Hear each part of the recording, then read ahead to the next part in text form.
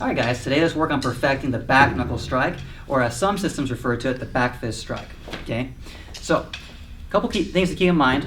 When you're making impact with the back knuckle strike, you're hitting with the first two knuckles, but you're using the back edge or the apex. So that means that your wrist will have to flex a little bit so you have a sharp penetrating impact instead of hitting flat like it's slapping and dissipating the energy along the surface area. Alright, so first let's talk about how to properly aim the weapon so that way it's primed to fire with as much impact as you possibly can. Okay, so I'll start again in my horse stance. For now I'm going to point my elbow to 12 o'clock where the target resides. And notice that from the elbow down to my hand, this is slightly relaxed. So the relaxed position is palm down. Okay, so notice if you had your palm up, it's like you have to engage in using some energy and it'll slow you down. So remember that relaxation is the key to speed. Okay, also keep your shoulder down, so that's relaxed as well, as all of these modes of adding tension, strictly combating yourself and just slow you down. Okay, so with your elbow now pointed at the target, you have the proper form here, your palm faces down. I want you to extend your arm across 12 o'clock, following the horizon. At the very last moment, twist your wrist. You're employing torque there very much in the same way that you would when you punch. So that way you store that energy for the last movement.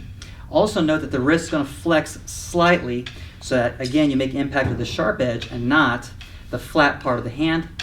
Like we said, that's a waste of energy. Okay, so watch what I'll do next. I'm prepared to fire my strike. My arm's fairly relaxed. I will strike and let it bounce back, and I'll start to repeat, complement that with my breathing, and just work it into a whipping type of movement. All right, so from the side profile view, this is what it would look like. Point your elbow to 12 o'clock, extend your arm, twist the first two knuckles, make impact, and then bounce it back. To add an element of challenge, we can work on alternating the back knuckles with a checking position, and this will program your arms to work in conjunction with each other. So we'll reset back to our horse stance. I'm going to use a push-down check, so note that my elbow is slightly bent, my hand is energized, and I'm exposing the heel of my palm to 12 o'clock. So from the side view, it would look something like that. Notice there's a good foot or so of space. There's plenty of room to buffer or to pin down the opponent's arm when you strike. Okay, so got my checking hand set.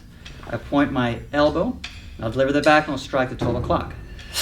Okay, at that point, notice it's bounced back slightly.